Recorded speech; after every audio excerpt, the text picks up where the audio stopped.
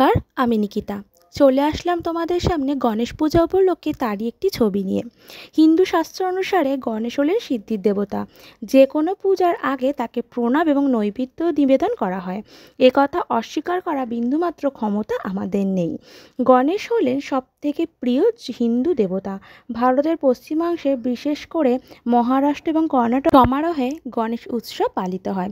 এই উৎসব জাঁকজমকে ভারতের অন্যতম সেরা উৎসব বলেই বিবেচনা হয়েছে।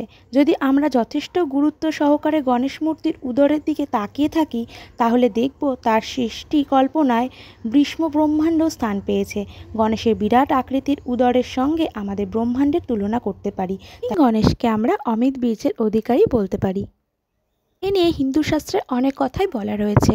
বলতে গেলে গল্পটা অনেক বড় হয়ে যাবে। তো আজকের মতন ভিডিওটা আমি এখানেই শেষ করছি। ছোট্ট একটি গল্পের মাধ্যমে তোমাদের ভিডিওটা শেয়ার করলাম। কেমন হয়েছে অবশ্যই জানি।